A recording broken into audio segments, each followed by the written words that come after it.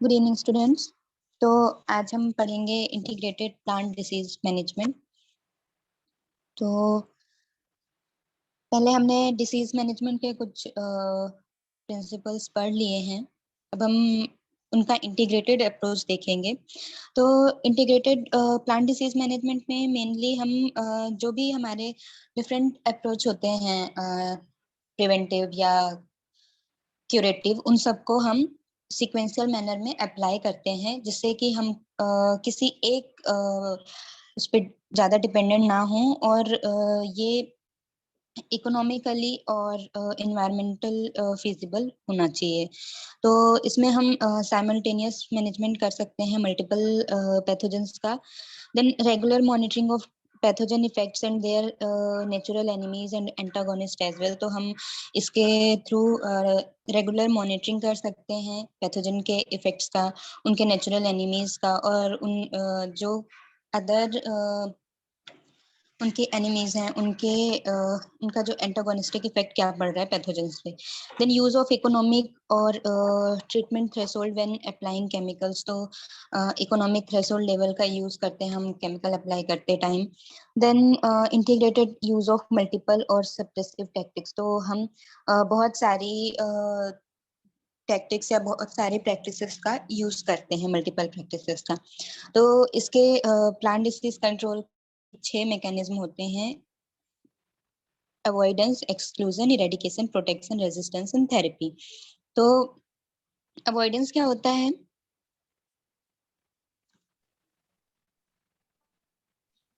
Hello ma'am, like quarantine seed treatment, मतलब बच्चन को Ma'am, by altering the cultural practices in such a way that crop could uh, avoid the situation, like ma'am, early planting or late sowing. Okay okay. तो avoidance में हम pathogen की जो virulent phase है और host की susceptible phase को meet करने से रोकते हैं। तो उसके लिए हम बहुत सारे मेजर्स अप्लाई करते हैं, जैसे कि टाइम ऑफ सोइंग का सिलेक्शन ऐसे करते हैं कि उस टाइम पे वो मीट ना करें, या फिर हम उस फील्ड पे सोइंग नहीं करते ससेप्टेबल वेराइटीज का, रेजिस्टेंट वेराइटीज को की सोइंग करते हैं, या फिर उनका ज्योग्राफिकल एरिया चेंज करके ही हम कट लेते हैं। जहाँ पे इनोकुलम प्रेजेंट हो वहां पे नहीं करते उस क्रॉप को, कोई अल्टरनेट या फिर कोई दूसरी क्रॉप यूज कर लेते हैं हम। देन एक्सक्लूजन क्या होता है?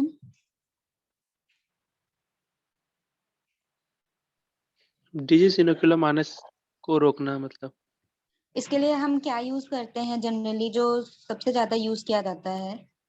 क्वारंटाइन। हाँ, क्वारंटाइन यूज करते हैं हम। क्वारंटाइन क्या होता है? रेस्ट्रिक्शन लगाना मूवमेंट and पे। keeping the material in isolation for disease dissemination. Okay. तो कोई example? Ma'am, like domestic quarantine होता है बंची टॉप ऑफ बनाना में। And एम्बार्गो क्या होता है? मैम, एक नेशन के ऊपर पूरा लगाया जाता है स्टॉपेज की, आप कोई चीज भेज नहीं सकते बाहर देश पे। Complete quarantine, complete restriction. हाँ, कंप्लीट रेस्ट्रिक्शन या टोटल रेस्ट्रिक्शन, वो एम्बार्गो होता है। देन और दार्जिलिंग एरियाज पे वाट ऑफ पोटैटो के लिए भी डोमेस्टिक क्वारंटाइन है इंडिया में। देन इरेडिकेशन में मेनली हम जो भी इनोकुलम होता है उसको एलिमिनेट करते हैं, इरेडिकेट करते हैं, या फिर जैसे कोई वॉलंटियर प्लांट है वो इनोकुलम कैरिंग है तो हम उसको इरेडिकेट करते हैं। देन प्रोटेक्शन में हम प्रिवेंटिव मेजर्स लेते हैं कि कोई भी जैसे सीड ट्रीटमेंट करके या सॉइल ट्रीटमेंट करके हम उस पैथोजन को होस्ट में एंटर करने से प्रिवेंट करते हैं। देन रेजिस्टेंस में जनरली हम रेजिस्टेंट कल्टीवर्स या टॉलरेंट कल्टीवर्स यूज करते हैं। देन थेरेपी में हम प्लांट को क्योर करते हैं, मतलब जो केमिकल फंजीसाइड्स या जो केमिकल एप्लीकेशन करते हैं वो थेरेपी में करते हैं। तो कुछ फैक्टर अफेक्ट करते हैं इसको। तो factors which affect plant diseases are micro organism, तो उसमें फंजाई, बैक्टीरिया, वायरसेस, माइकोप्लाज्मा ये सब आते हैं।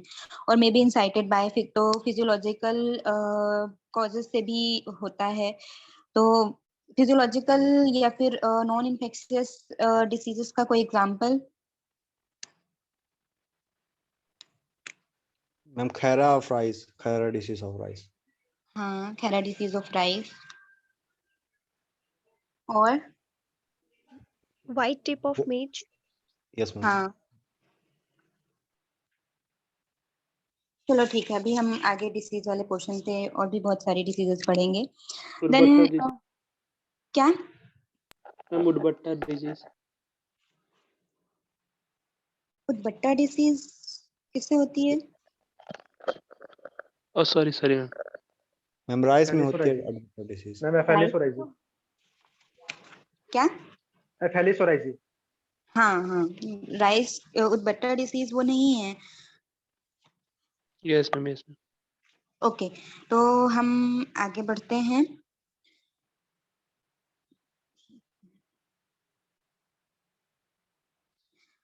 तो और कुछ पैरासाइट्स भी होते हैं जो डिसीज कॉज करते हैं, ये सब हमने देखा है, जैसे कि प्लांट सॉरी फेनेरोगेमिक पैरासाइट्स जो मेनली, तो बाकी तो सभी पैरासाइट्स ही होंगे, माइक्रो ऑर्गेनिज्म भी पैरासाइट्स ही होंगे। देन उनमें इनोकुलम प्रोड्यूस करने की एबिलिटी होती है। They are transported by agents और मीडिया, जैसे कि इंसेक्ट वायरसेस को ट्रांसपोर्ट करते हैं, विंड से फंजाई के स्पोर्स ट्रांसपोर्ट होते हैं, और रेन स्प्लैश से बैक्टीरिया, फंजाई ट्रांसपोर्ट होते हैं।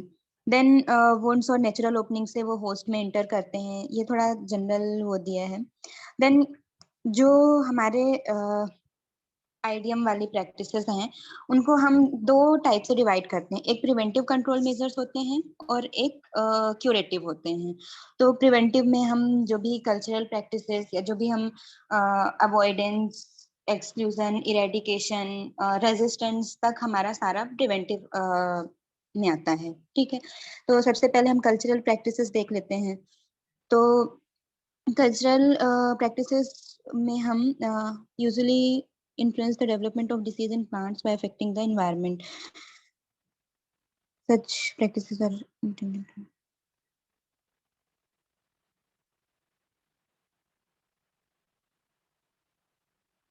हाँ, जो कल्चरल प्रैक्टिसेस हैं उनका उस एरिया के क्लाइमेट पे तो ज्यादा इफेक्ट नहीं होता है, बाकी जो माइक्रो क्लाइमेट पैथोजन को के लिए रिक्वायर्ड होता है, उसमें उनका इम्पोर्टेंट रोल होता है, और फिर उसी के थ्रू वो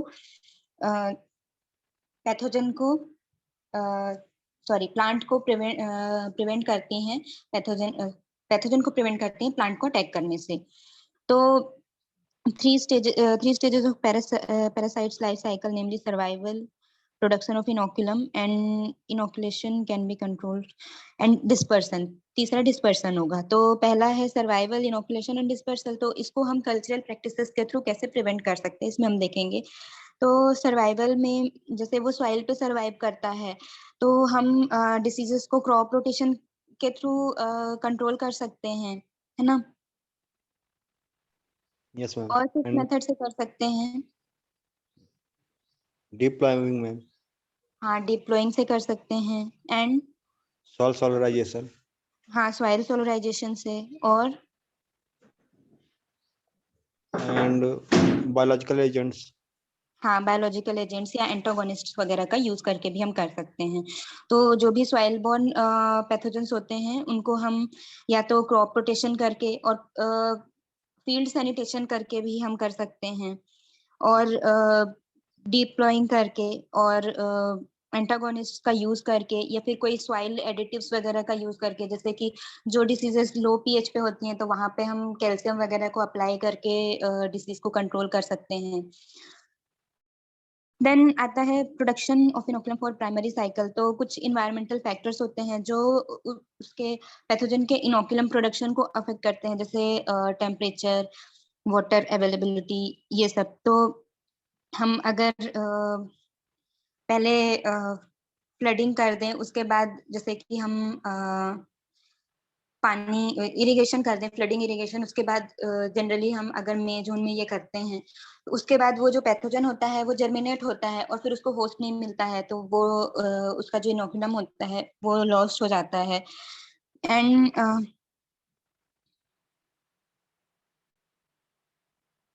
और कुछ स्पेशल न्यूट्रिएंट्स जो होते हैं वो जो भी ओवर सीजनिंग पैथोजेंस होते हैं उनको स्टिमुलेट करते हैं, उनकी ग्रोथ को, और फिर बाद में हम उनको दूसरे मेथड से या फिर दूसरे कल्चरल प्रैक्टिसेस से उनको किल कर सकते हैं। देन डिस्पर्सल ऑफ, हाँ सॉइल कितना, मतलब वो सॉइल का टेम्परेचर कितना होना चाहिए किल करने के लिए पैथोजन को? देखो सॉइल सोलराइजेशन में वो तो डिपेंड करता है ना कि एंडोस्पोर तो वैसे भी उससे किल नहीं होते हैं। जनरली अगर टेम्परेचर 60 डिग्री अबव जाता है तो फिर मैक्सिमम पैथोजेंस किल हो जाते हैं। मैम लेकिन मतलब उसमें 2-4 डिग्री बस का तो इंक्रीज होता है सोलराइजेशन के कारण, कि उससे ज्यादा इंक्रीज होता है टेम्परेचर? देखो वो टेम्परेचर जो इंक्रीज होता है ना सॉइल सोलराइजेशन में, जैसे वो एरिया वाइज डिपेंड करता है। तो अगर हम नॉर्मल कंडीशन देखें कि गर्मियों में जो मई जून का टाइम होता है तो उसमें 35 to 40 डिग्री के बीच में टेम्परेचर जाता है ना। अब जो यस मैम। वो सॉइल है उसके ऊपर पॉलीथीन लगी हुई है, तो वो जो हीट है उसके अंदर वो ट्रैप हो जाती है। तो वो अगर वो 4 से 5 डिग्री भी इंक्रीज हो रहा है तो वो बहुत लॉन्ग टाइम होगा, है ना। क्योंकि नॉर्मली क्या होता है कि दोपहर में 12 से 2 के बीच में ज्यादा टेम्परेचर होता है, उसके बाद टेम्परेचर धीरे धीरे कम होने लगता है। तो ऐसे वहां पे लॉन्ग टाइम ये जो हाई टेम्परेचर होता है वो रह जाता है, इसलिए पैथोजन की डेथ हो जाती है उस कंडीशन में। Okay ma'am, thank you. Okay, then dispersal of inoculum and inoculation. तो कुछ कल्चरल प्रैक्टिसेस जो अवॉइडेंस या फिर जो हम एक्सक्लूजन में हम देखते हैं कि प्लांट क्वारंटाइन वगैरह, ये सब पैथोजन के इनोकुलम के डिस्पर्सल को कंट्रोल करती हैं। Then sample inspection. तो सैंपल इंस्पेक्शन में हम जब लैब में कोई सीड ट्रीटमेंट वगैरह या फिर हम कोई मटेरियल इंपोर्ट करते हैं तो उसमें भी हम लैब में ये चेक करते हैं कि उसमें कितने परसेंट डिसीज वो हैं, सीड्स हैं, तो उसके थ्रू भी हम डिसीज कंट्रोल कर सकते हैं। देन कंट्रोल मेजर्स में है केमिकल कंट्रोल। तो केमिकल कंट्रोल में मेनली हम केमिकल्स यूज करेंगे। तो पहला है सीड ट्रीटमेंट। तो इसमें हम सीड ट्रीटमेंट तो हम पढ़ चुके हैं ना। तो सीड ट्रीटमेंट में क्या होता है? हम सीड ट्रीट करते हैं insecticide, fungicide and biological agent से। हाँ, तो उसमें जो भी पैथोजेंस या जनरली हम प्रेफर करते हैं जो सिस्टमिक फंजीसाइड्स होते हैं उनका यूज करना, ताकि हमारा जो सीड हो वो पूरी तरह उसका ट्रीटमेंट हो जाए, और कोई पैथोजन अगर उसके इनसाइड सीड कोट भी है तो वो भी डिस्ट्रॉय हो जाना चाहिए। तो सीड ट्रीटमेंट दो टाइप का होता है, फिजिकल एंड केमिकल। तो फिजिकल ट्रीटमेंट में हम hot water, solar heat treatment ये सब करते हैं, और केमिकल ट्रीटमेंट में हम फंजीसाइड, बैक्टीरियासाइड्स इन सब से ट्रीटमेंट करते हैं। तो कुछ केमिकल्स यहाँ पे हैं, ये सब हम देख चुके हैं कि जैसे क्लोरोनेब, डाइक्लोन, थायरम, कार्बोक्सिन। और सॉइल ट्रीटमेंट भी हम करते हैं, कल्चरल मेथड में आता है मिथाइल ब्रोमाइड, पीसीएनबी, एसएमडीसी या वेपम कहते हैं, एमआईटी, वोरलेक्स और वेपम नेमेटिसाइड भी हैं, और डीडी मिक्सचर नेमेटिसाइड है। Then plant protective treatments, copper compounds like copper oxychloride वगैरह, and sulphur, maneb, zineb, captan, dinocap, streptomycin, cycloheximide, benomyl etcetera.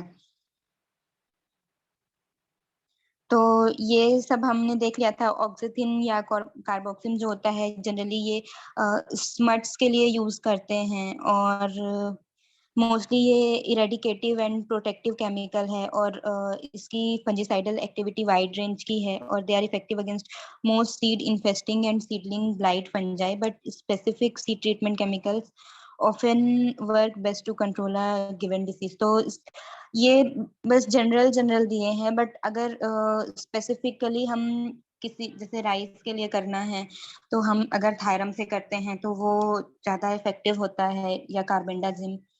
Then soil treatment में हम फॉर्मेल्डिहाइड और कैप्टन वगैरह भी यूज करते हैं, जो कि बहुत इफेक्टिव मेजर होता है। एंड सॉइल ट्रीटमेंट में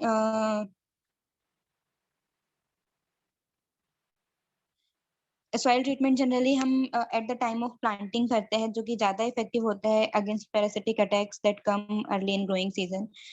and protective sprays and dust, जो कि प्रिवेंट करते हैं इनोकुलम के जर्मिनेशन, ग्रोथ और पेनिट्रेशन को। तो ये जो इंटीग्रेटेड डिसीज मैनेजमेंट है, इसके बेनिफिट्स क्या होंगे? मैम इन्वायरमेंटल पोल्यूशन कम होगा, इकोलॉजिकल बैलेंस बना रहेगा एंड ह्यूमन हेल्थ को हजार्ड नहीं होगा। और इकोनॉमिकल फिजिबल है। हाँ,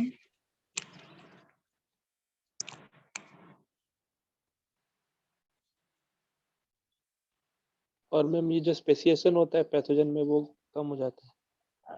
हाँ, और मैम रेजिस्टेंस डेवलप नहीं हो पाता पैथोजन में इंसेक्टिसाइड के। हाँ।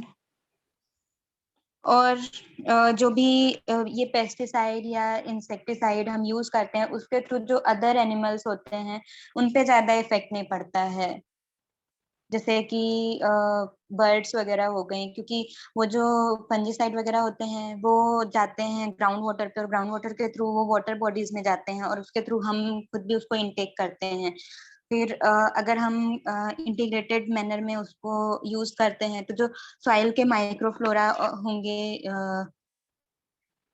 उनको भी जो हमारे बेनिफिशियल माइक्रो ऑर्गेनिज्म होंगे, ऐसा कहना चाहिए, या बेनिफिशियल इंसेक्ट्स वगैरह होंगे, वो ज्यादा अफेक्टेड नहीं होंगे उसके कारण। तो वो भी हमारे लिए एक बेनिफिट होगा। हेलो। यस। ओके, अब हम यहाँ से आगे जाएंगे डिसीज में। तो 2 मिनट रुकना, मैं नेक्स्ट स्लाइड शेयर कर रही हूँ।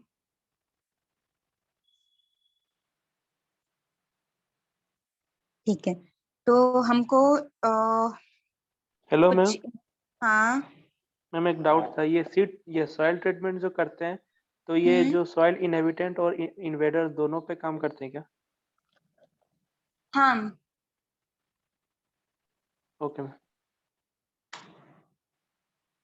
जनरली जो स्पोर्स वगैरह होते हैं वो उतने इफेक्टिवली रिमूव नहीं होते हैं अगर वो ऐसी जगह पे हैं जहाँ पे उनको प्रॉपर टेम्परेचर, मतलब हाई टेम्परेचर नहीं मिल पा रहा है। बाकी मोस्ट ऑफ जो उनके रेस्टिंग स्ट्रक्चर्स होते हैं वो डिस्ट्रॉय हो जाते हैं उसमें। जैसे कि हम सॉइल सोलराइजेशन तो कर रहे हैं, बट वो जो फील्ड है हमारा अगर ट्रीज से घिरा हुआ है तो फिर वहां पे नहीं होगा इफेक्टिवली, तो हमको उस चीज का भी ध्यान रखना पड़ता है। Yes ma'am.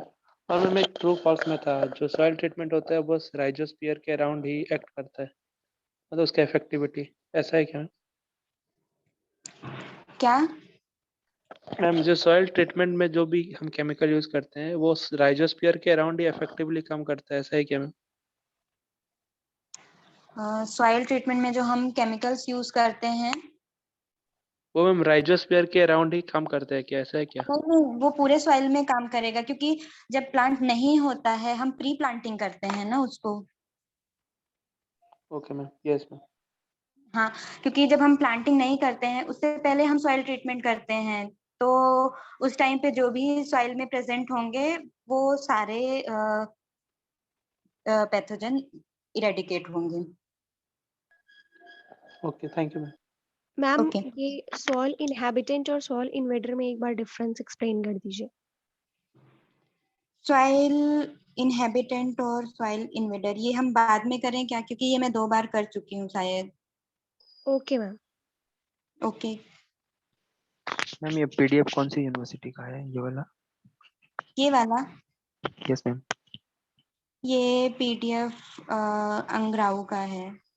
ये पीडीएफ मैं शेयर कर दूंगी, ठीक है। Yes ma'am, okay, thank you ma'am. Okay, और जो मेरे चार्ट वगैरह होंगे वो भी शेयर कर दूंगी, बट उसको सिर्फ रिवीजन के लिए यूज करना, इसको अच्छे से पहले पढ़ लेना, क्योंकि उसमें बहुत सारी चीजें बहुत शॉर्टकट में लिखी हुई हैं। मैम तो इसी से नोट्स बना सकते हैं ना? हाँ हाँ हाँ हाँ।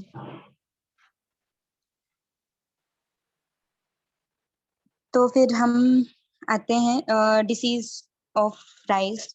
तो फर्स्ट है ब्लास्ट डिसीज। ब्लास्ट डिसीज इसकी इम्पोर्टेंट डिसीज है। It is caused by pyricularia oryzae, और इसकी जो परफेक्ट स्टेज है वो है मैग्नापोर्था ग्राइसिया, ठीक है। तो ये दोनों इसी के ही वो हैं। पायरिफिलेरिया ओराइजी इसकी नॉर्मल स्टेज है, एसेक्सुअल स्टेज है, और जो इसकी सेक्सुअल स्टेज या टीलियोमॉर्फिक स्टेज डेवलप हुई है वो है मैग्नापोर्था ग्राइसिया। तो ये डिसीज फर्स्ट टाइम चाइना में रिकॉर्ड हुई थी 1637 में। In Japan it is believed to have occurred as early in 1704, और इटली में इसको ब्रूसोन कहते हैं, और 1828 में इटली में ये रिपोर्टेड थी, एंड इन यूएसए 1876। तो ये सब डिसीज के नाम, मतलब ईयर के नाम याद रखने की उतनी जरूरत नहीं है। इसका इकोनॉमिक इम्पोर्टेंस क्या है कि ये यील्ड लॉस बहुत ज्यादा करती है, 30 to 61%, एंड सीवियर केसेस में 70 to 80% यील्ड लॉस होते हैं। देन सिम्टम्स इसके काफी इम्पोर्टेंट हैं। तो इसमें लीफ ब्लास्ट, तो लीफ ब्लास्ट में इसमें जो स्पिंडल शेप्ड के स्पॉट्स होते हैं, तो जो वो स्पॉट्स होते हैं कुछ ऐसे होते हैं, इनको बोट शेप्ड भी बोलते हैं या आई शेप्ड भी बोलते हैं। तो इनका जो मार्जिन होता है ये डार्क ब्राउन होता है, और जो सेंटर होता है वो ग्रे कलर का होता है, ठीक है। और फिर बाद में जो ये स्पॉट होते हैं ये छोटे छोटे स्पॉट्स ज्वाइन होते हैं, और ज्वाइन होकर पूरी लीफ को ड्राई कर देते हैं। और ये फिर जो सीवियरली इन्फेक्टेड नर्सरीज होती हैं वो ऐसे बर्न्ट अपीयरेंस शो होता है उसमें। देन नोड ब्लास्ट भी होता है, जो नोड होती हैं प्लांट की।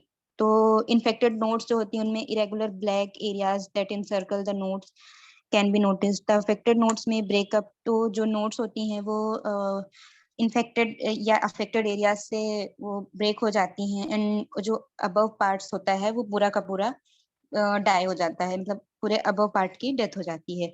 देन नेक ब्लास्ट, तो नेक ब्लास्ट में मेनली क्या होता है कि जो पेनिकल होता है उसका, जैसे कि ये प्लांट है, तो इसका ये जो पेनिकल है यहाँ पे इसमें राइस लगे हुए हैं, तो ये वाले पोर्शन पे उसका इन्फेक्शन होता है। और फिर अर्ली अगर नेक इन्फेक्शन होगा तो जो ग्रेन्स होंगे उनमें ग्रेन फिल नहीं होंगे, पूरे पूरे एम्प्टी होंगे, ठीक है। और जो पेनिकल्स होते हैं वो डेड हार्ट सिम्टम्स की तरह इरेक्ट रहते हैं। डेड हार्ट सिम्टम्स में क्या होता है? जो एपिकल टिप होता है स्टेम का मैम, वो डेथ कर जाता है। हाँ, जो एपिकल टिप होता है, और जो मेन उसका क्या बोलते हैं, जो पूरा प्लांट होता है वो पूरा ड्राई हो जाता है, और उसमें ग्रेन फिलिंग नहीं होती है ना।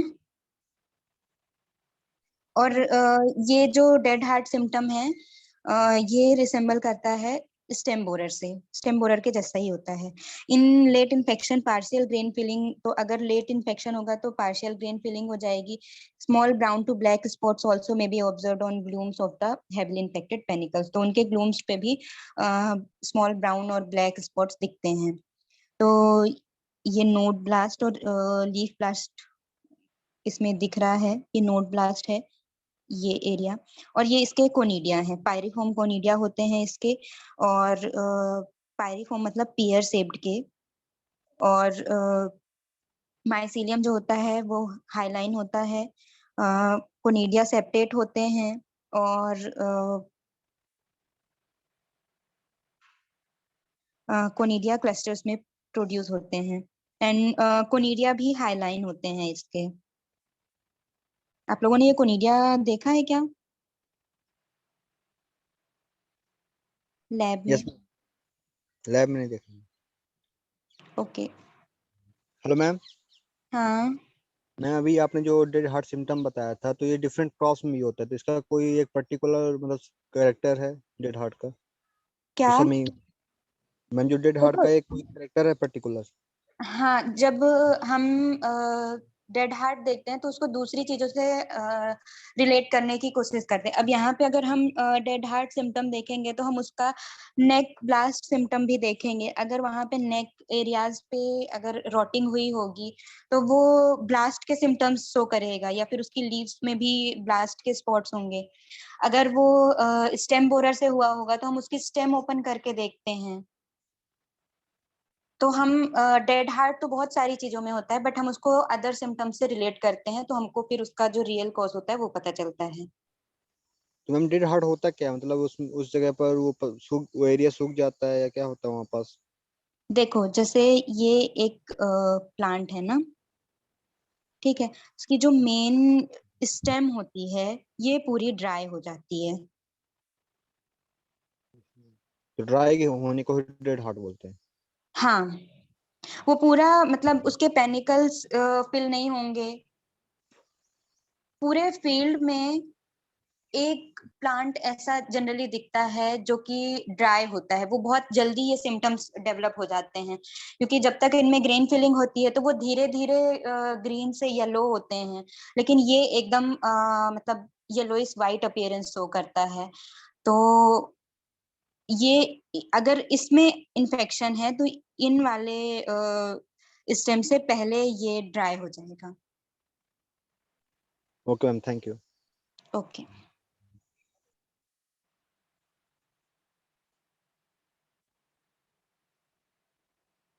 देन हाँ, ये जो कोनिडिया होते हैं 3 सेल्ड होते हैं, और ये इसकी जो परफेक्ट स्टेज होती है मैग्नापोथेग्राइसिया, और ये पेरिथीसिया प्रोड्यूस करते हैं।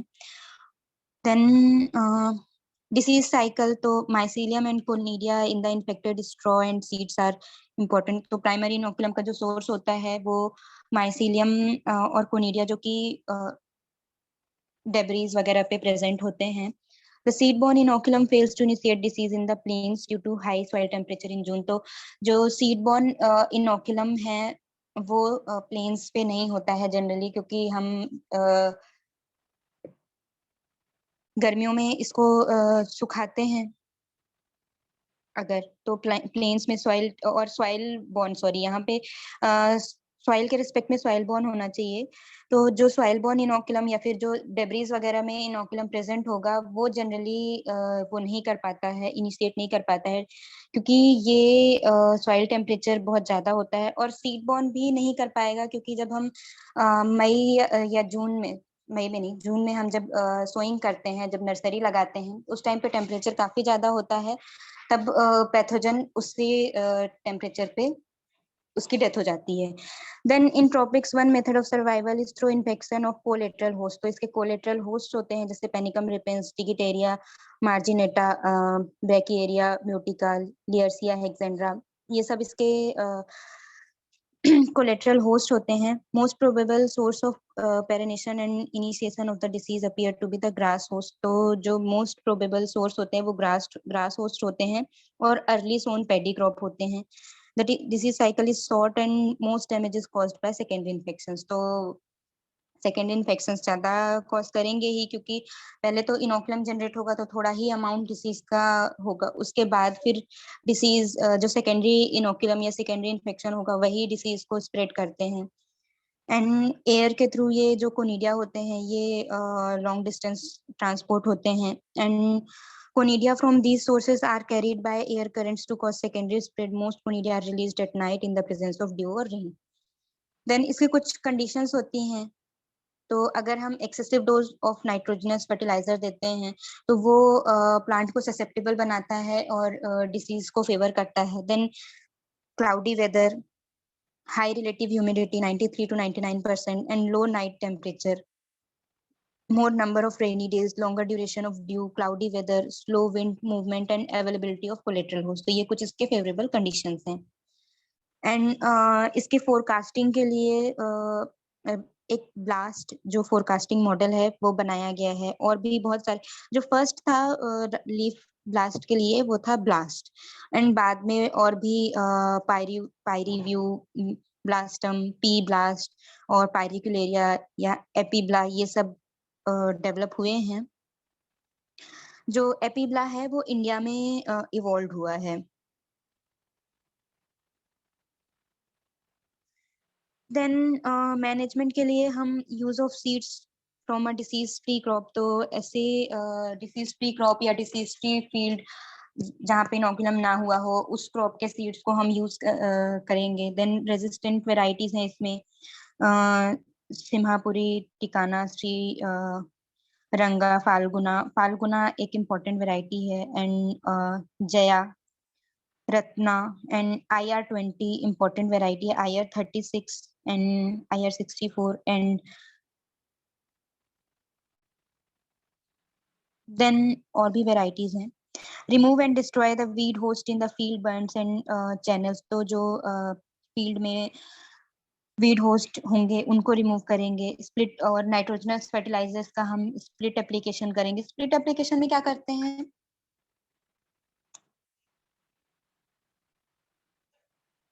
हेलो मैम हम एक डिफरेंट ही बार टाइम में नहीं देते.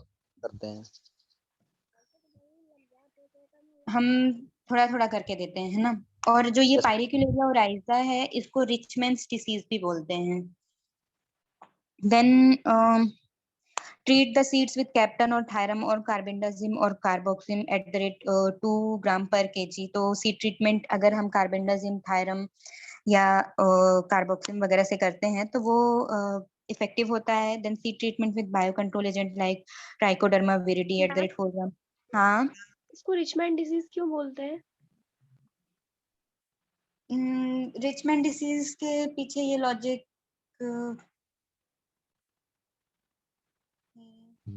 मैम इसमें मतलब जहाँ ज्यादा फर्टिलाइजर यूज करते हैं वहाँ होती है disease.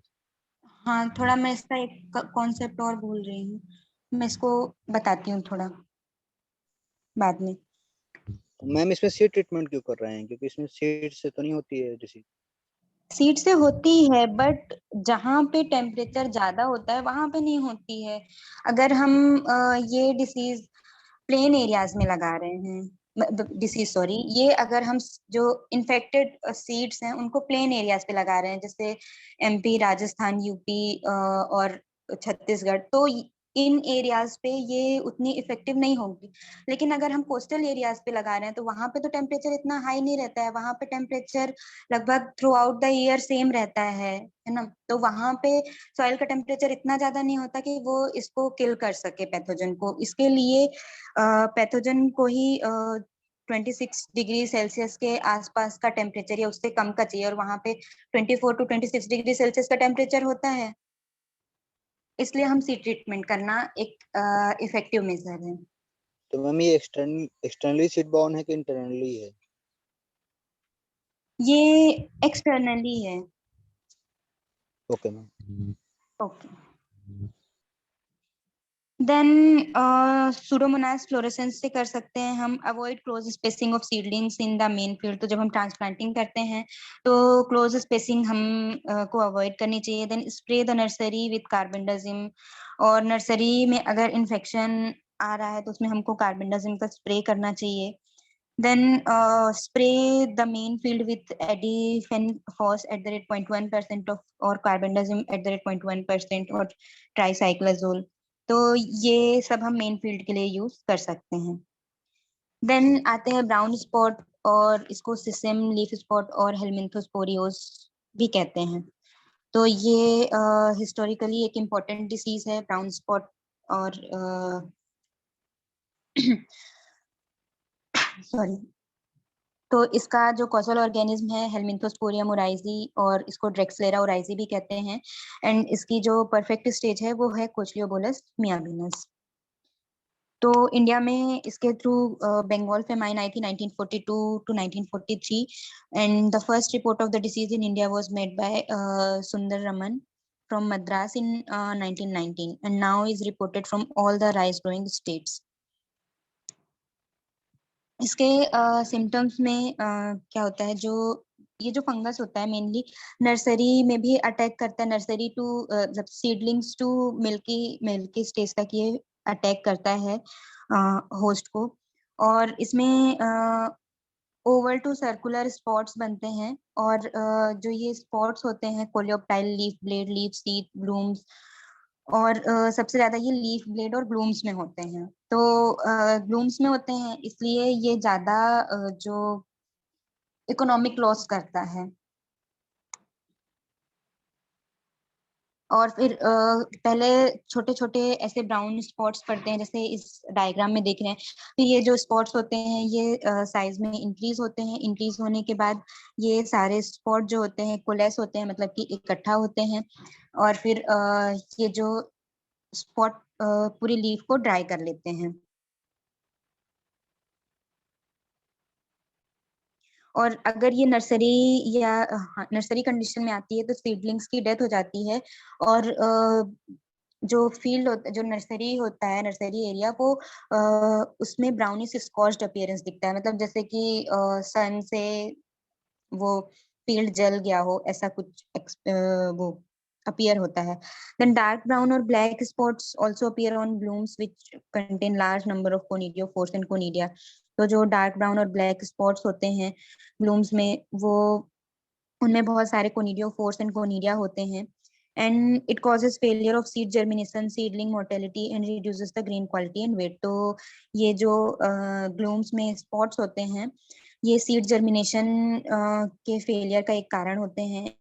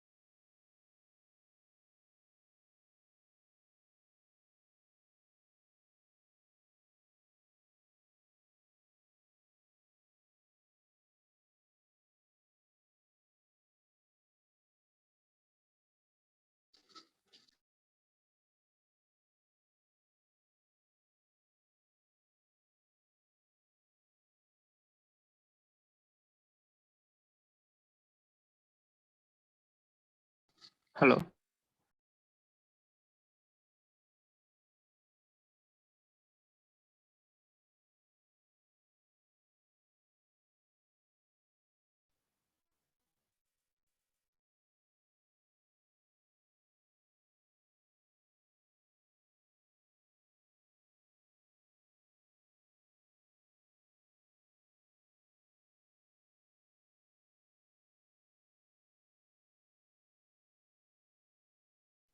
Hello, hello, yes yes ma'am. Ma'am. मेरी आवाज आ रही है अब? हाँ मैम। हाँ, तो मैं ये अभी मैंने जो बोला कोई आवाज नहीं आई क्या? No ma'am. ओके, तो इसमें जो dark brown to black spots पड़ते हैं, और फिर ये जो स्पॉट्स होते हैं ये ग्लूम्स में होते हैं, और ग्लूम्स में ये स्पॉट्स होते हैं तो उसके कारण सीड जर्मिनेशन फेल हो जाता है, और सीडलिंग मोर्टेलिटी होती है, और ये ग्रेन की क्वालिटी को रिड्यूस करते हैं। और इसके जो ये जो डिसीज है वो एसोसिएटेड है फिजियोलॉजिकल डिसऑर्डर से, जिसको एकियोची कहते हैं। एकियोची किसके कारण होती है? H2S। टॉक्सिसिटी और deficiency? Hydrogen sulphide toxicity. Toxicity. हाँ, toxicity of H2S। Abnormal soil condition like deficiency of potassium, ये सब इन्फेक्शन को प्रमोट करते हैं। तो जो ये हेल्मिंथोस्पोरियम ओराइजी होता है इसका कोनिडिया ब्राउनिश होता है, और जो माइसीलियम होता है वो ग्रेस ब्राउन होता है, greyish brown to dark brown separate mycelium होता है। और कोनिडियोफोर्स अराइज सिंगली और in small groups. They are straight, sometimes geniculate, pale to brown in color. Conidia are usually curved. तो कोनिडिया जनरली कर्व्ड होते हैं, थोड़े ज्यादा नहीं होते हैं, स्ट्रेट होते हैं, pale olive green to golden brown colour के, और 6 to 14 सेप्टेशन होते हैं। परफेक्ट स्टेज इसका कोचियोबोलस मियाबिनस है, एंड ये पेरिथीसिया प्रोड्यूस करता है, and it produces C25 terpenoid phytotoxin called ophiobolin A, ophiobolin B, and ophiobolin 1. Ophiobolin A is most toxic, or these result in breakdown of protein fragment of cell wall, resulting in partial disruption of integrity of cell. तो ये जो toxins हैं, ये cell wall, जो cell wall का protein fragment होता है उसको destroy करने में help करते हैं, और उसके through फिर ये enter करते हैं।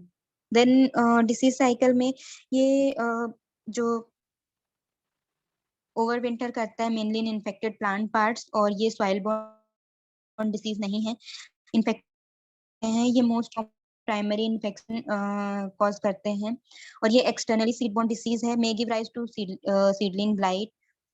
And the first phase of disease, the young seedling show infection symptoms soon after germination. तो जर्मिनेशन के तुरंत बाद ही जो सीडलिंग्स हैं वो सिम्टम्स शो करते हैं, और पेल येलोइश ब्राउन स्पॉट्स कोलियोप्टाइल्स के पास में दिखता है हमको, और फिर ये स्प्रेड होता है और पूरा जो अदर टिश्यूज होते हैं सीडलिंग के उनको कवर कर लेता है।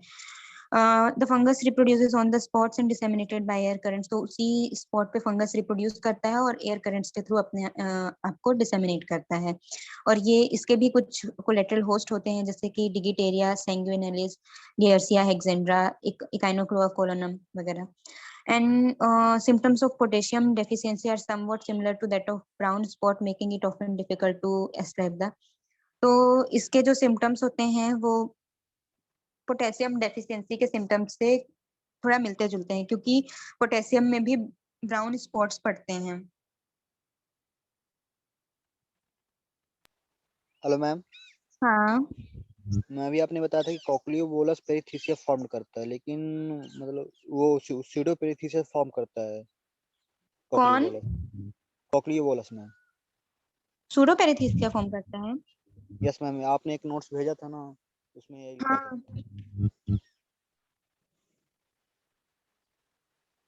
हाँ, कोचलियोबोलस उसमें था क्या? क्योंकि ये इनकी जो स्टेजेस हैं ये अभी अभी डिस्कवर हुई है ना। मैम था उसमें एग्जांपल। एक मिनट।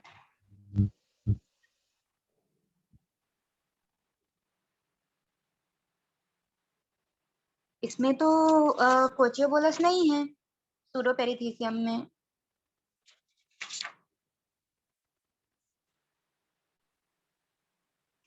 मैंने कहीं तो आपकी नोट्स में देखा मैम। वो मुझे भेजना, ठीक है? Okay ma'am. ओके। देन हम आते हैं आगे। हाँ, ये कुछ एक डायग्रामेटिकली रिप्रेजेंट किया हुआ है कि जो ये माइसीलियम है, ये स्पोर है, ये जर्मिनेट हुआ, फिर ये इंटर करेगा और इन्फेक्ट करेगा प्लांट की लीव्स को और उसके पेनिकल्स को। जो ग्रेन्स होंगे वो इन्फेक्टेड हो जाएंगे और उसमें डिसीज डेवलप होगी, और देन डिसीज ट्रांसमिट होगी थ्रू इन्फेक्टेड सीड्स, और ये सीड्स में छोटे छोटे ये ब्राउन स्पॉट्स ऐसे दिखते हैं, dark brown. Disease spores germinate and enter the seedling roots और कोलियोप्टाइल्स, और फिर as the rice grows spores are formed on leaf spots. These spores are then, फिर ये स्पोर्स जो होते हैं ये ब्लो होते हैं, और ब्लो होके फिर ये सॉरी एंड फिर ये अदर प्लांट्स में जाते हैं और उनको इन्फेक्ट करते हैं। देन इसकी कुछ फेवरेबल कंडीशंस हैं, जैसे 25 to 30 degree Celsius temperature, humidity above 80%, और एक्सेसिव नाइट्रोजन फर्टिलाइजर्स। ये को फेवर करते हैं। देन मैनेजमेंट के लिए हमको डिसीज फ्री सीड्स यूज करना चाहिए, फील्ड सैनिटेशन करना चाहिए, removal of collateral host, then infected debris को हमको रिमूव करना चाहिए, then crop rotation, adjustment of planting time, proper fertilization and use of slow release nitrogenous fertilizer, then good water management, use of soil amendments, और इसकी कुछ resistant varieties हैं जैसे IR20, BAM10, Jaya Ratna, और थायरम और कैप्टन से हमको सीड ट्रीटमेंट करना चाहिए। और इसको फील्ड में स्प्रे करने के लिए मैनकोजेब का यूज कर सकते हैं once after flowering and second spray at milking stage, क्योंकि ये मिल्किंग तक इन्फेक्शन कॉज कर सकता है। देन सी थ्रोट सेरोक्लेडियम ओराइसी, तो ये फर्स्ट ये डिसीज ताइवान में देखी गई थी 1922 में, एंड फिर उसके बाद ये साउथ एशिया की सारी कंट्रीज में लगभग देखी गई है। In Andhra Pradesh sheath rot was found to be severe in Godavari delta, तो गोदावरी डेल्टा में ये एक सीवियर डिसीज के रूप में आई थी। And Nellore and Chittoor 10 to 20% tillers में ओकेजनली भी इन्फेक्टेड, तो नेल्लोर और चित्तूर और गोदावरी डेल्टा में 10 to 25% टिलर्स जो हैं ये ओकेजनली इस डिसीज से इन्फेक्टेड होते हैं। तो इसमें यूजुअली जो बूटिंग स्टेज होती है क्रॉप की उसमें आती है। बूटिंग स्टेज क्या होती है?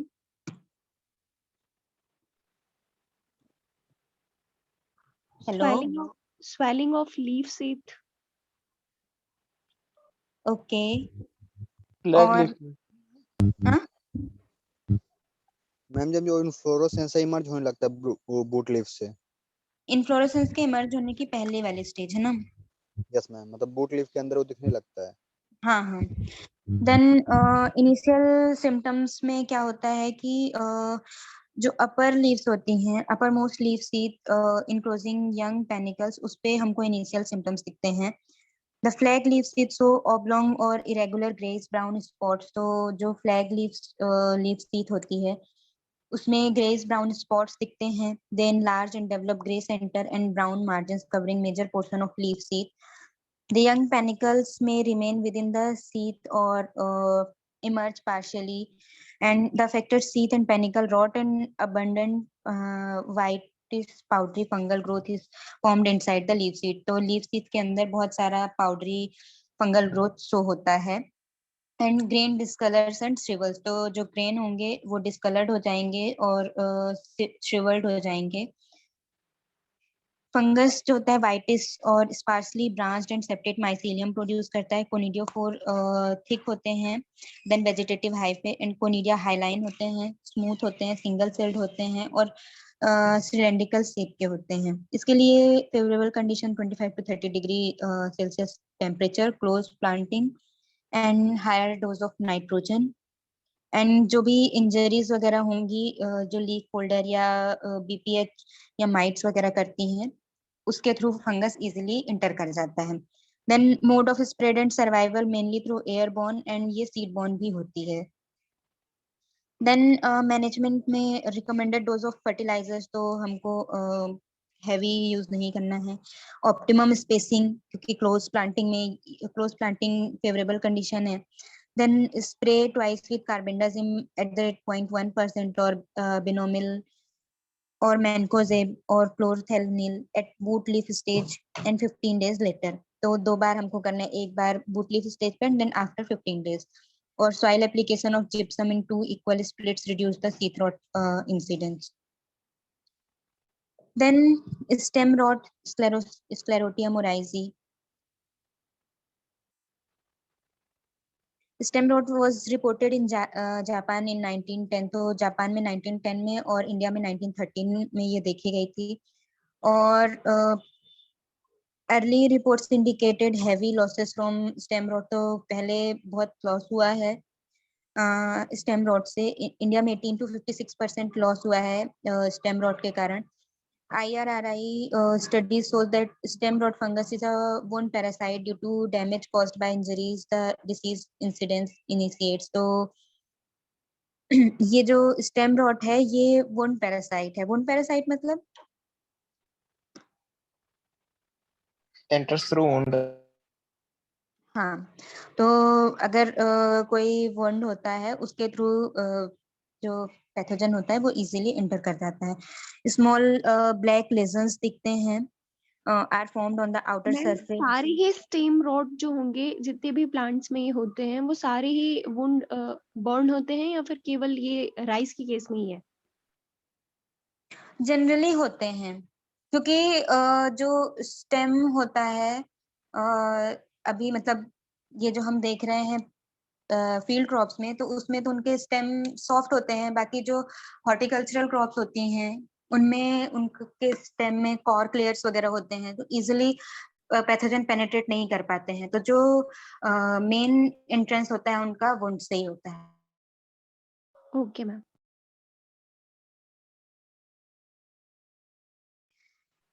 Then affected tissues rot and abundant sclerotia are seen in the rotting tissues, skull and collapse and plant lodge. If the deceased tiller is open, profuse mycelial growth. अगर हम उसको ओपन करते हैं तो बहुत सारा माइसीलियल ग्रोथ और स्क्लेरोशिया वगैरह हमको देखने को मिलता है। जैसे कि सेकेंड डायग्राम में ब्लैक ब्लैक जो डॉट्स दिख रहे हैं ये स्क्लेरोशिया हैं।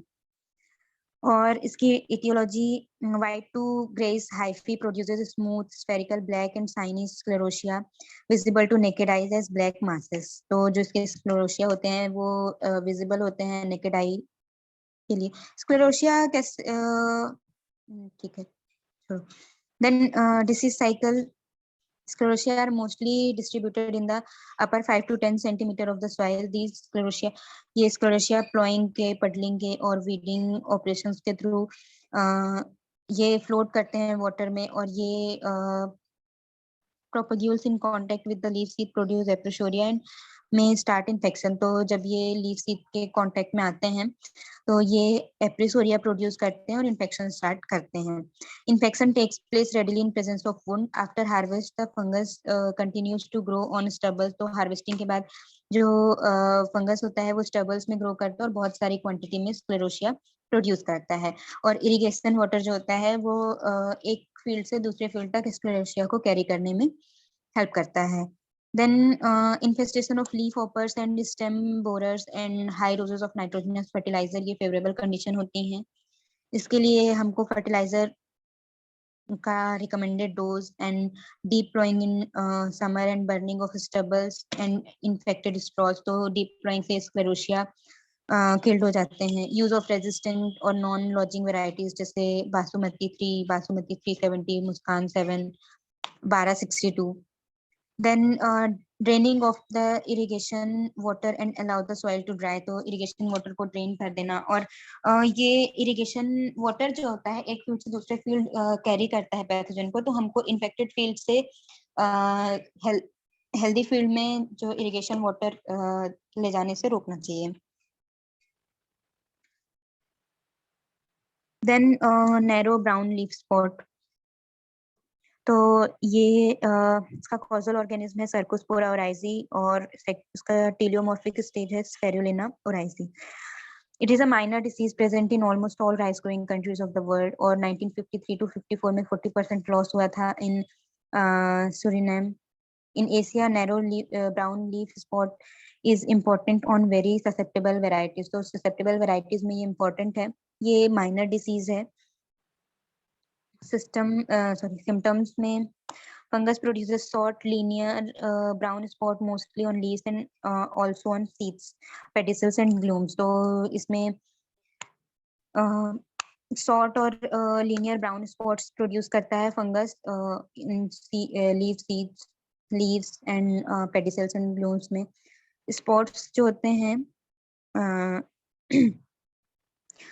जो लेटर स्टेजेस होती हैं क्रॉप ग्रोथ की, इनिशियल स्टेजेस पे कम होते हैं, लेटर स्टेजेस में बहुत ज्यादा नंबर में दिखते हैं। इन इट में also occur as long and about 1 mm narrow. तो जो स्पॉट्स होते हैं लॉन्ग होते हैं मतलब इलोंगेटेड होते हैं और नैरो होते हैं। Short and dark on resistant varieties but wide and light brown on susceptible ones. तो शॉर्ट और डार्क होते हैं रेजिस्टेंट वेराइटीज पे, और वाइड मतलब कि इनकी वेट थोड़ा ज्यादा होती है, और लाइट ब्राउन होते हैं ससेप्टेबल वेराइटीज में, मतलब ससेप्टेबल वेराइटीज में ज्यादा इफेक्ट शो करते हैं। Then conidiophores are produced in small groups and brown or dark at the base and pale at the apex. तो जो conidiophores होते हैं वो small groups में produce होते हैं और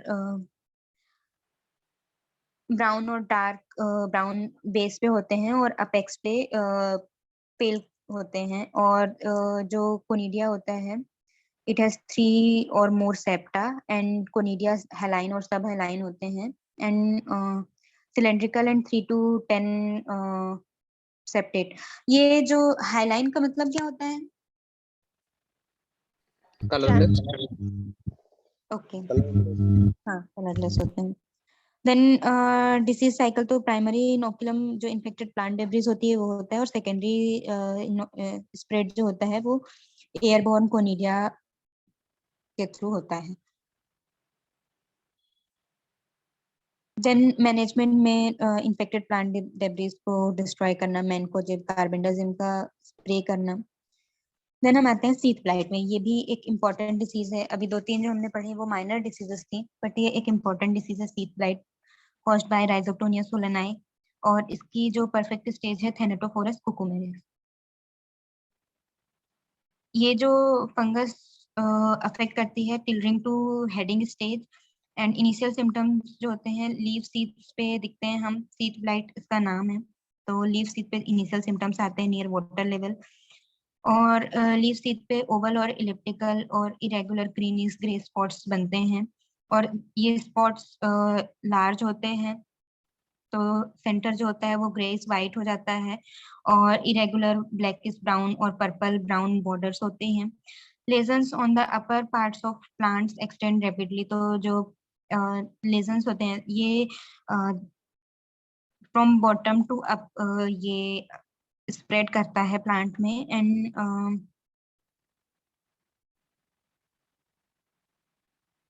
और the presence of several large lesions on a leaf seed usually cause death of the whole leaf. तो बहुत सारे जो लेजन्स होंगे वो कोलेस होंगे और कोलेस होके जो लीफ होगी उसकी डेथ कर देते हैं।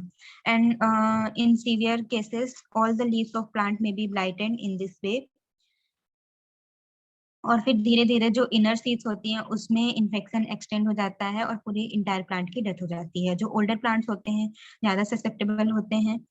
5 to 6 week old leaf seed are highly susceptible.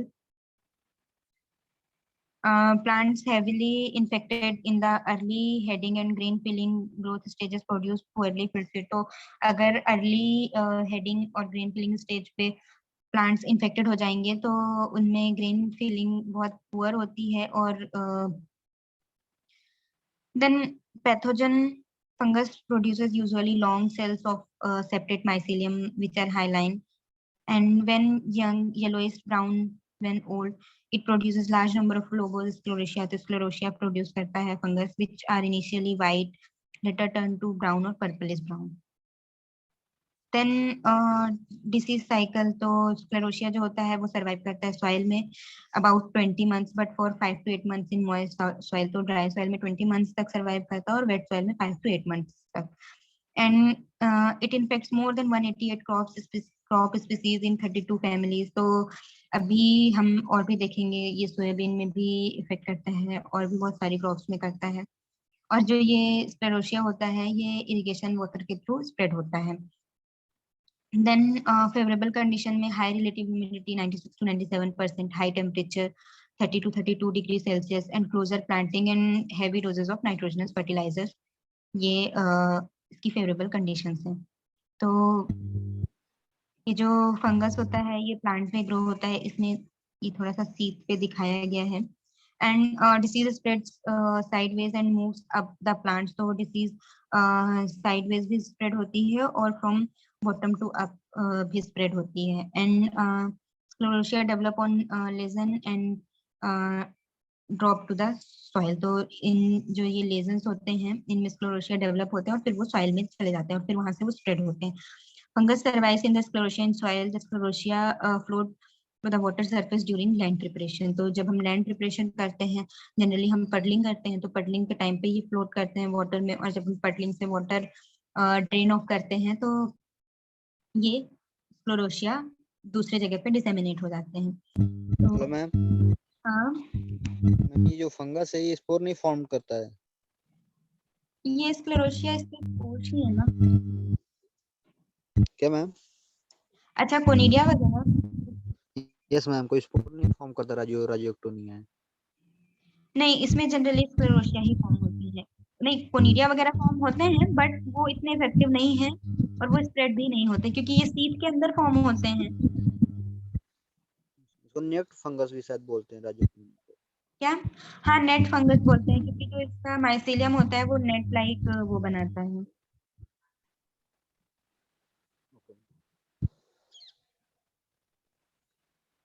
Then management, avoid excessive dose of fertilizers, adopt optimum spacing, eliminate weed host, apply organic amendments. Then avoid flowing of irrigation water. Field से दूसरे field तक हम water को वो ना करें, healthy to infected to healthy field, and deep ploughing करते हैं समर में। देन डिसीज टॉलरेंट वेराइटीज जैसे कि सिवा ग्रो करना चाहिए, एंड प्रोपिकोनाजोल या हेक्साकोनाजोल या वेलिडामाइसिन ये सब स्प्रे करना चाहिए इस फंजाई के लिए। एंड सूडोमोनास फ्लोरोसेंस से अगर सी ट्रीटमेंट करते हैं हम eight the rate 10 gram per kg तो ये इफेक्टिव होता है। और सूडोमोनास फ्लोरोसेंस के साथ सी ट्रीटमेंट करके उसको हम सीडलिंग को डिप करते हैं 2.5 kg of product per hectare dissolve in 100 liters of dipping for 30 minutes। Then soil application Pseudomonas fluorescens से करते हैं, वो भी इफेक्टिव होता है। And foliar application at the rate 0.2% concentration commencing from 45 days after transplanting at 10 days interval for 3 times. Then false smut Ustilagi noida virens, ये भी एक इम्पोर्टेंट डिसीज है। False smut and Claviceps oryzae इसकी perfect stage है। ये Asia, Latin America, Africa के बहुत सारी कंट्रीज में प्रेजेंट है ये disease. And there was severe epidemic in Burma in 1935। तो फॉल्स स्मट के कारण बर्मा में 1935 में सीवियर एपिडेमिक हुई थी। Its presence was believed to indicate a good crop year. This belief is still common in South East Asia. तो ऐसा माना जाता था कि अगर ये फॉल्स स्मट डिसीज आ रही है तो वो क्रॉपिंग ईयर अच्छा होगा, ये एक बिलीफ था लोगों का। सिम्टम्स इसके जो इंडिविजुअल ग्रेन्स होते हैं ये पूरे पूरे पेनिकल को अफेक्ट नहीं करता है। इंडिविजुअल ग्रेन्स जो होते हैं उसमें येलो और ग्रीनिश स्पोर बॉल्स बनते हैं, वो थोड़ा वेलवेटी होते हैं अपीयरेंस में और पहले थोड़ा छोटे होते हैं, बाद में ये 1 सेंटीमीटर या उससे बड़े हो जाते हैं। अर्ली स्टेजेस में जो स्पोर बॉल्स होते हैं वो एक जो होस्ट ओरिजिन की मेम्ब्रेन होती है उससे कवर्ड होते हैं और फिर बाद में वो जो मेम्ब्रेन होती है वो रप्चर हो जाती है और उसके बाद ये जो स्पोर्स होते हैं, हाँ, स्पोर्स डिसेमिनेट होते हैं। इसमें क्या होता है कि जो ओवरीज होती हैं, ओवरीज में इन्फेक्शन होता है, इसलिए ओवरीज ग्रेन्स में डेवलप ना होके ये स्पोर बॉल्स में कन्वर्ट होती हैं। Then etiology, chlamydospores are formed on the spore balls. They are spherical to elliptical, waxy and olivaceous. तो जो chlamydospores फॉर्म होते हैं वो स्पोर बॉल्स में वो स्फेरिकल होते हैं, स्फेरिकल टू इलिप्टिकल होते हैं, वैक्सी होते हैं, ओलिवेसियस होते हैं। And in temperate regions the fungus survives the winter through sclerotia as well as through chlamydospore। तो इसमें sclerotia भी बनते हैं और टेम्परेट रीजन्स में फंगस क्लेमाइडोस्पोर स्क्लेरोशिया के थ्रू सरवाइव करती है। और स्क्लेरोशिया जो होते हैं ये प्राइमरी इन्फेक्शन या प्राइमरी इनोकुलम का काम करते हैं। Chlamydospores are important in secondary infection which is a major part of disease cycle. Infection usually occurs at booting stage of rice plants and chlamydospores are born but do not free them from spore ball easily because of the presence of sticky material। तो जो chlamydospores होते हैं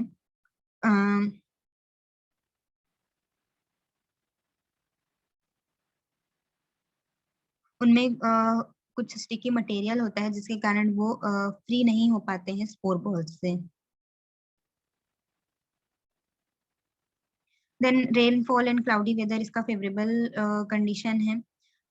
copper oxychloride spray करना चाहिए और carbendazim at panicle emergence stage पे।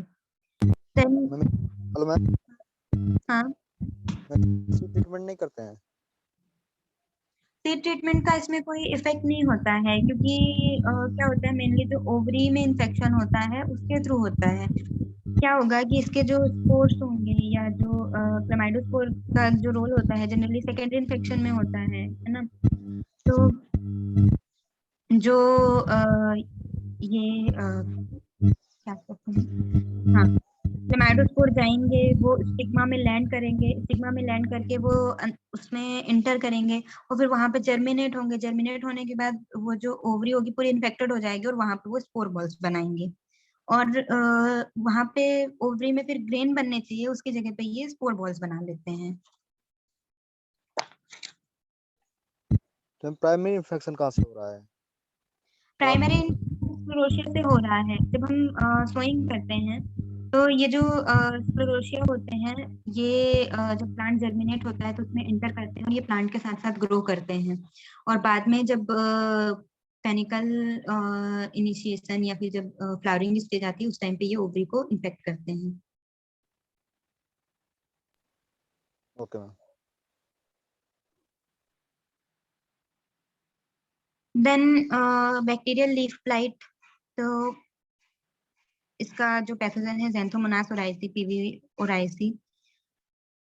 This disease was first observed in Japan, तो Japan में ये पहले देखी गई थी डिसीज। और इंडोनेशिया में क्रेसिक disease was reported to kill young seedlings completely in 1950। India में बैक्टीरियल लीफ ब्लाइट 1959 में रिपोर्ट की गई है और बिहार एंड उत्तर प्रदेश में 1963 में एक सीवियर आउटब्रेक या एपिडेमिक हुई थी बैक्टीरियल लीफ ब्लाइट के कारण। In tropics, the disease is usually referred as bacterial blight as it often kills entire young seedlings. तो ये पूरा young seedlings को seedlings को kill कर देती है, इसलिए इसको bacterial blight भी कहते हैं। Yield loss severely affected fields में 20 to 30% होता है and occasionally 50% भी हो जाता है। In India, millions of hectares are infected every year. Yield loss 60% तक चला जाता है। In some states and Godavari district of Andhra Pradesh, which are endemic to this disease. Then TN1 जो ताइचुंग नेटिव 1 है वो highly susceptible variety है bacterial leaf blight के लिए। देन जो बैक्टीरिया है इसमें विल्ट सिंड्रोम या विल्ट लाइक सिम्टम्स होते हैं and is known as crescent is seen in seedling within 3 to 4 weeks after planting of the crop. Crescent results in either in death of whole plant or wilting only a few leaves. जो इसकी दो phase होती हैं, एक क्रेसेक phase होती है और एक लीफ ब्लाइटिंग फेज होती है। तो क्रेसेक फेज में जनरली ये सीडलिंग में देखी जाती है और इसमें या तो पूरा प्लांट मतलब जो पूरी सीडलिंग होती है उसकी डेथ हो जाती है या फिर वो कुछ लीव्स को अफेक्ट करती है और जो बैक्टीरिया होता है वो एंटर करता है थ्रू हाइड्रोथोड एंड कट वुंड्स और लीफ टिप्स और सिस्टमिक हो जाता है and cause entire death of entire seedlings. और जब लेटर स्टेजेस में होती है जो लीफ ब्लाइट फेज होती है उसमें जो लीव्स होती हैं उसकी मार्जिन पहले ड्राई होती है, उसके बाद जो मार्जिन होती है टिप टू बेस ड्राई होती है। जैसे ये लीफ है तो इसकी जो मार्जिन होगी वो इस डायरेक्शन में ड्राई होती है और मार्जिन ड्राई होती है और फिर वो वेवी, जब वो ड्राई हो जाती है तो कुछ ऐसी मार्जिन हो जाती है उसकी, तो उसको वेवी मार्जिन कहते हैं। And turn straw yellow colour, तो वो जब ड्राई होती है तो स्ट्रॉ येलो कलर की हो जाती है कुछ दिन में और फिर पूरा इंटायर लीफ को कवर कर लेती है। As the disease progresses the lesion cover the entire leaf blade which में टर्न वाइट और स्ट्रॉ कलर। और जो इसके लेजन्स होते हैं वो लीफ सीड्स में भी दिखते हैं ससेप्टेबल वेराइटीज में। मिल्की और opaque dew drop containing bacterial masses are formed on young lesions in the early morning. They drew up in the surface leaving a white incrustation. Affected grains जो होते हैं वो डिस्कलर्ड, उनमें discoloured spots हो जाते हैं surrounded by water soaked areas. If the cut end of leaf is dipped in water, bacterial ooze makes the water turbid. तो अगर हम लीफ को कट करें और उसको वाटर में डिप करें तो वाटर में टर्बिडिटी तो होती है जो कि बैक्टीरियल ooze के कारण होती है. बैक्टीरिया स्ट्रिक्ट एरोब है. टर्बिडिटी क्या है? क्या? हेलो मैम, ये टर्बिडिटी क्या है?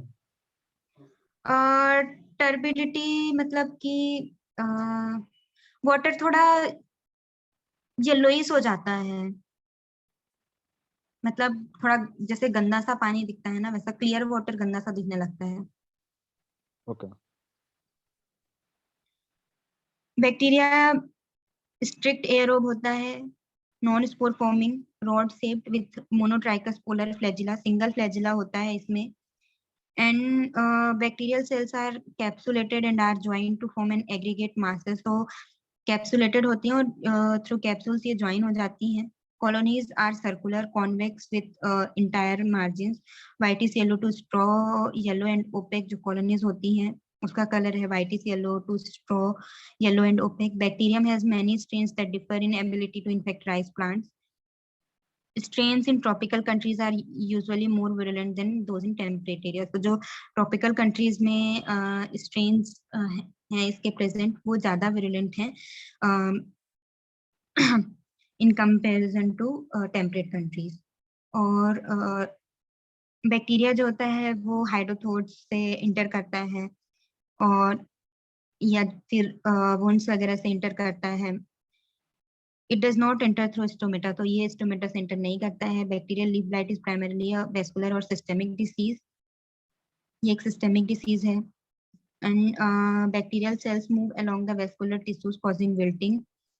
And rainstorms and typhoons help in the spread of the disease. तो rainstorms और typhoons वगैरह जो होते हैं वो disease को spread करने में help करते हैं. Irrigation water भी इसको carry करता है. Primary source of inoculum जो होता है वो seed husk या endosperm पे होता है present, वो help करता है. And bacteria may survive in soil, plant, stubbles and debris.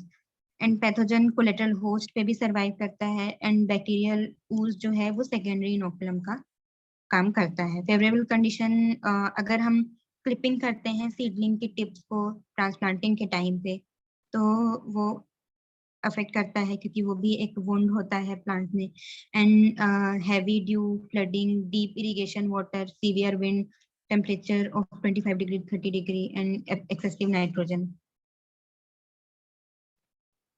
Then इसकी कुछ रेजिस्टेंट वेराइटीज हैं जैसे IR20, IR42, 50, 54, TKM6, Mahsuri, Chinsurah, Boro, Swarna. Then कुछ resistant donors, Tetep Tetep Tadukan, Zenith. ये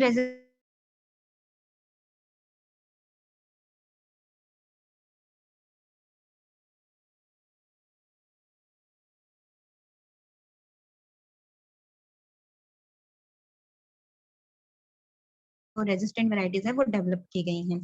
Then affected stubbles are to be destroyed by burning or plowing. Judicious use of nitrogenous fertilizer. Avoid clipping of tip of seedling at the time of transplanting and avoid flow of irrigation water from infected field to healthy field. ये कुछ diagram है इसका.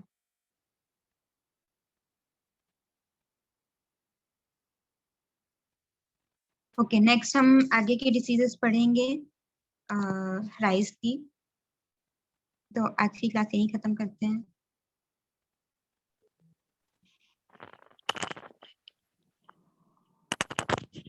Hello ma'am. Thank you.